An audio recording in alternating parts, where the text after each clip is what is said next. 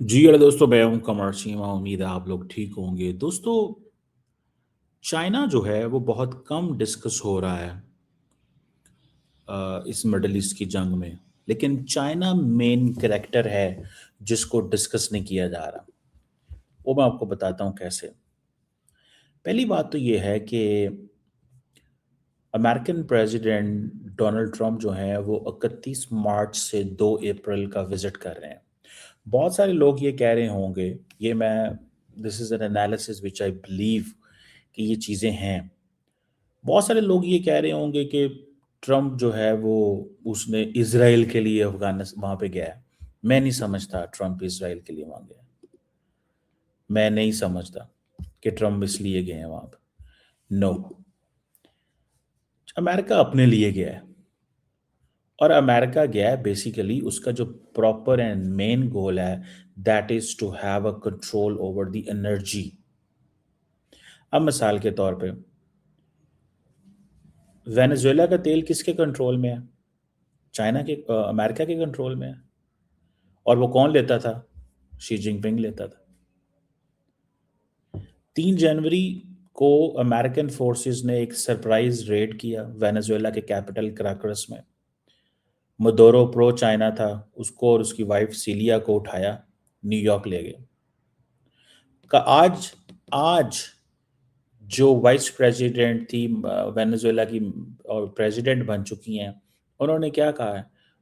और ट्रम्प ने क्या कहा? उसने कहा वेनेजुएला की प्रेसिडेंट बड़ी ज़बरदस्त है, हम जो कहते हैं करती है, और तेल का फ़ायदा हो रहा है, तेल हमारे पास आना शुरू हो गया। $40 अब बैरल ले रहे हैं वो। मुझे ये बताएं, और दुनिया में रेट क्या है? 85-90, पता नहीं अब कितना हो गया। I didn't follow the exact rate now. तो 1 महीना पहले जनवरी में वेनेजुएला का तेल अपने पास कर लिया। फरवरी में ईरान का तेल करना चाहते थे। And don't under estimate, China दुनिया की फैक्ट्री है। और अगर जो ट्रम्प एडमिनिस्ट्रेशन है वो वेनेजुएला और ईरानी पॉलिटिक्स को इन्फ्लुएंस कर सकती है, तो याद रखिए they can control the oil. China की जो मिनिस्ट्री ऑफ फॉरेन अफेयर्स है, क्या वो कह सकती है ट्रम्प को कि आप ना आए? और चाइना का एटीट्यूड टुवर्ड्स ट्रम्प क्या है? आपको पता है चाइना ने अमेरिका को कहा है कि आप जो ईरान में कह रहे हैं गलत कह रहे हैं, but there are no personal attacks on president Trump. There are no personal attacks. There are no personal attacks on president Trump. अब वो कह रहे हैं कहीं वीक्स रह सकता है चाइना के वो ये ऑपरेशन।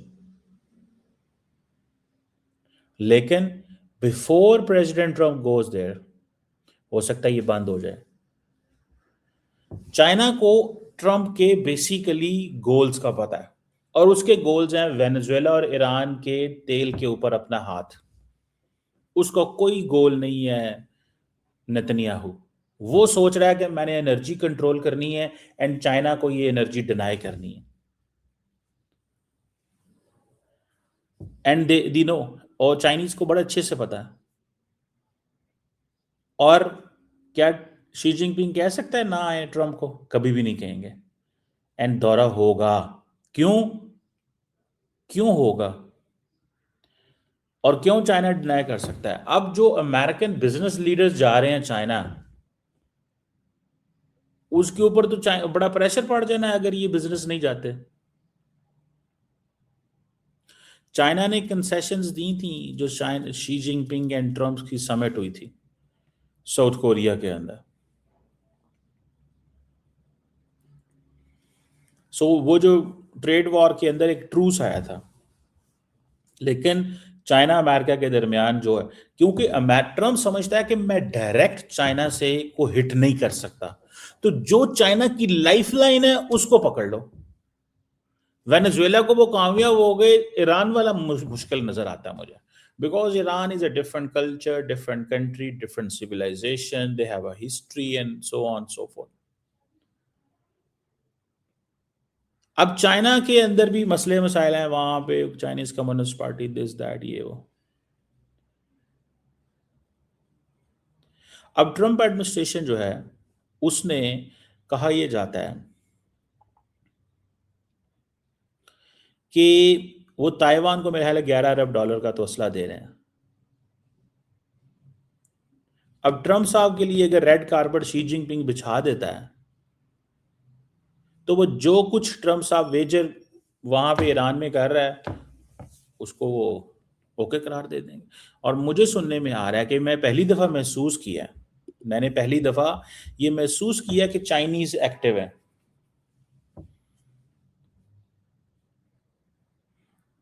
समझ रहे हैं? चाइनीज एक्टिव है, चाइनीज तमाम पार्टी से राब्ते कर रहे हैं। क्यों? क्योंकि चाइनीज की अपनी जो बिजनेस है वो कॉम्प्रोमाइज हो रहा है। और चाइनीज का जो बिजनेसमैन है वो क्या है? चाइना का बिजनेसमैन जो है वो दैट इज सिंपली, भाई उनका तेल ही कोई नहीं उनके पास आ रहा, तो वो तो बहुत परेशान हो जाएंगे। चाइनीज बहुत परेशान है, आपको पता है इस चीज का। और उसकी वजह लोग कहते तो हैं कि वो नहीं दिस दैट ये वो, भाई नहीं नहीं, चाइनीज बड़े परेशान है, उनका तो तेल रोक दिया उसने। अब आपको पता होगा कि प्रेसिडेंट ट्रम्प ने कहा था कि दुनिया में दो ही पावर्स हैं, G2 है, ग्रुप ऑफ टू है। ये क्या G7 और ये G12 और G20 फजूल। G20 में तो आई थिंक वो गया ही नहीं था साउथ अफ्रीका में। G7 में उसको जाना पड़ता है क्योंकि यूरोपियंस हैं, वेस्टर्न्स हैं, वो थोड़ा बैठ के बीच में उनको डांट डूंट देता है, बैठ के कहता है इधर बैठो उधर बैठो, यहाँ क्या कर रहे हो, तुम खड़े हो जाओ, तुम बैठ जाओ। उसका स्टाइल ऐसा ही है ना। वो रिसेंटली कोई मेरे ख्याल है ये यूक्रेन वॉर के ऊपर कोई डिस्कशन हुई थी वॉशिंगटन में, तो ट्रम्प अपने टेबल पे बैठा और वर्ल्ड लीडर्स सामने बैठे हुए थे उसके, ऐसे जैसे क्लास हो रही हो। तो ये चीजें भी हैं। सो ट्रम्प एडमिनिस्ट्रेशन का जो डिसीजन है मिडिल ईस्ट में, ये चाइना फैक्टर है उसके दिमाग में।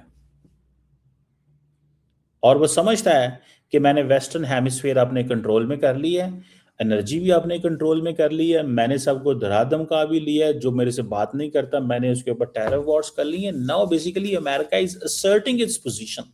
अमेरिका तो अपनी पोजीशन असर्ट कर रहा है ना कि वो, हाँ वो ना, हम तो कमजोर हो गए हुए थे। ठीक है ना जी, वो कहते हम तो कमजोर हो गए हुए थे।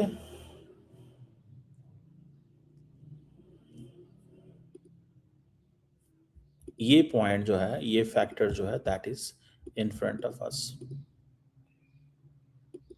और मैं इसको, जारी बात है, I am looking it very carefully. मैं इसको ये स्टडी करता हूँ कि चाइनीज इतने एक्टिव क्यों हुए हैं। चाइनीज इसलिए एक्टिव हुए हैं, ये जो ईरान स्ट्राइक है दैट इज अबाउट चाइना। और ये दिस इज नॉट अबाउट, यानी कि वो कहते नेतन्याहू के लिए, नेतन्याहू के लिए, नेतन्याहू जो है वो, उसको उसने क्या समझता है, वो समझता है कि नेतन्याहू को उसको अगर मैं खुश कर लूं तो मैं इजरायली लॉबी को खुश करके अमेरिका के अंदर इलेक्शन करवा लूंगा, जो मुझे मिड टर्म में मुझे फायदा हो जाएगा। अमेरिका के अंदर मिड टर्म में मुझे फायदा हो जाएगा, मैं इजरायली लॉबी से फंडिंग कराऊंगा, मिड टर्म में मुझे पैसे दो, क्योंकि वो अनपॉपुलर है, अनपॉपुलैरिटी को मैनेज करना है पैसों के जरिए, फंडिंग करेंगे मीडिया को, दिस दैट ये वो, सियासत करेंगे। अभी ये इस जंग से फारग हो जाए, इन्होंने इलेक्शनों पे शुरू हो जाना। लेकिन सवाल फिर वही आता है कि तेल का असल तो मसला तेल है। तो स्ट्राइक्स को इस सेंस में ना देखें आपके, ये जो जो जंग हो रही है, ये जंग बेसिकली पहले एक तरफ से चीजें अपने कंट्रोल में लेके इधर आ गए हैं। चाइना बहुत कम तेल, चाइना भी तो आपको पता है फिर डील करता है बड़ी सख्त किस्म की। वो बेसिकली वो उनका कमर्शियल इंटरेस्ट डोमिनेट करते हैं चाइनीज के।